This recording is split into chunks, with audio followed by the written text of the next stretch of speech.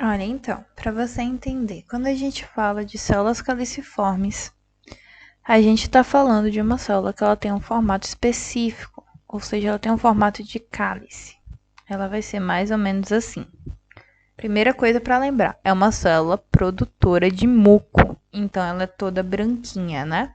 Quando você olha no microscópio, você vai ver que ela fica como se fosse uma manchinha branca ali no meio do seu epitélio.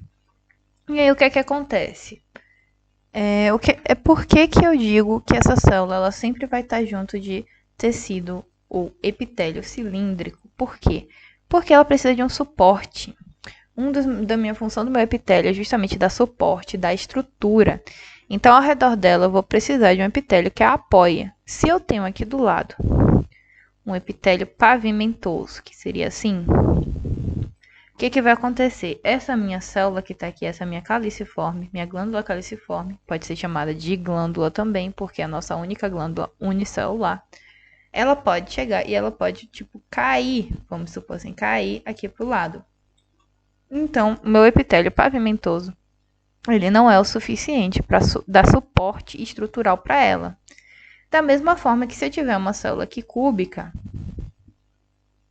eu também não vou conseguir dar suporte.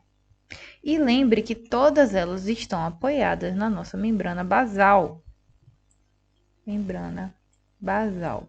Ou lâmina basal também pode ser chamado. E aí o que é que acontece? Todas elas vão estar conectadas aqui na mesma estrutura.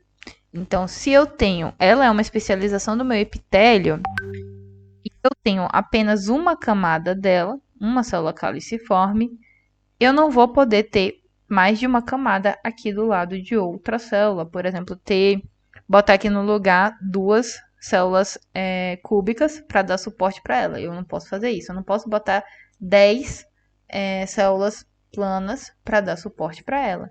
Então, a única célula que vai servir para dar suporte para essa minha caliciforme é a que tem o formato dela. Então, eu vou ter ao lado aqui uma célula cúbica. E aqui também vou desenhar outra caliciforme para você perceber que você tem aqui justamente a mesma altura da célula. Então, essa célula, se eu boto uma célula de um lado, outra célula cilíndrica aqui do outro lado também, eu consigo dar suporte estrutural para ela. Por isso, sempre que eu tenho uma caliciforme, eu tenho do lado um epitélio cilíndrico simples. E é interessante também saber que essa caliciforme, ela na verdade é como se fosse uma especialização desse meu epitélio. Então é como se esse meu epitélio aqui, esse meu cilíndrico simples, ele começou a produzir muco, começou a produzir muito, muito muco, e ele ganhou o formato dessa minha caliciforme. Então, sempre que você tem caliciforme, você tem epitélio cilíndrico do lado.